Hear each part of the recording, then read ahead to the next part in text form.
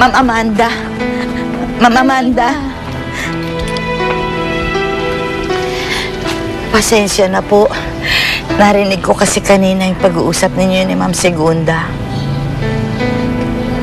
Ako po sana ay makikiusap kay Ma'am Mira, kahit personal, na kung maaari, wag naman pong patigilin si Nita sa pag-aaral. Nangihinayang po ako sa kanyang talino at talento. At alam po naman natin kung ano yung itsura niya. Gusto ko naman siya makatapos ng pag-aaral. At saka, maging isang normal na bata para makasabay naman sa ibang mga bata. I'm so sorry, Nanay Ima.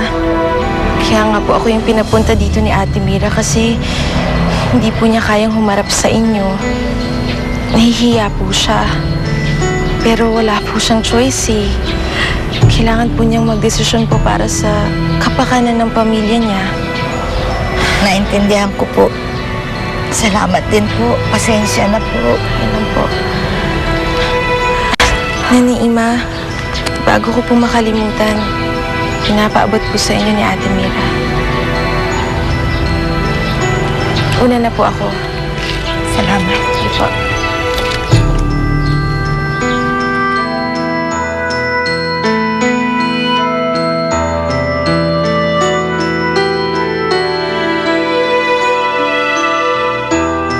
Tama ba itong desisyon ko?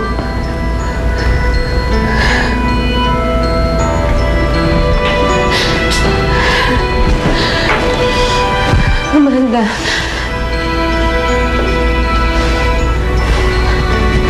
tama bang tuluyan ko ng talikuran si Nita? Ate, ayoko sabihin tama o mali yung naging desisyon mo. Ginawa mo lang naman yung para sa kapakanan ng pamilya mo eh. Naaawa ako sa kanya, naaawa ako dun sa bata eh. Ate, huwag ka nang mag-alala. Marami pa naman dyan pwedeng tumulong kay Nita eh. Sana nga. Sana nga, Amanda.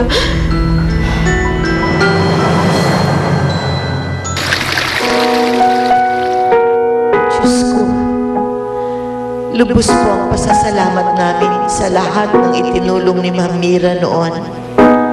Pero ngayon po, na may pinagdadaanan siya, sana po ay patuloy niyo siyang pagpalain at gabayan. Hindi ko po alam kung ano ang maaaring mangyari kay Nita. Ngayon wala nang susuporta sa kanyang pag-aaral. Alam kong kayo lamang po ang makakapagbigay ng solusyon sa problemang ito.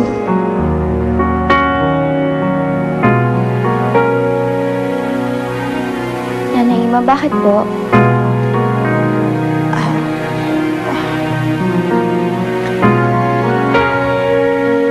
Umiiyak po ba kayo?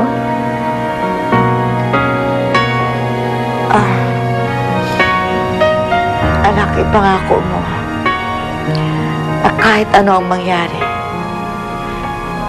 magtatapos ka ng pag-aaral. Oo naman po. Lahat niyo po nasabi yan.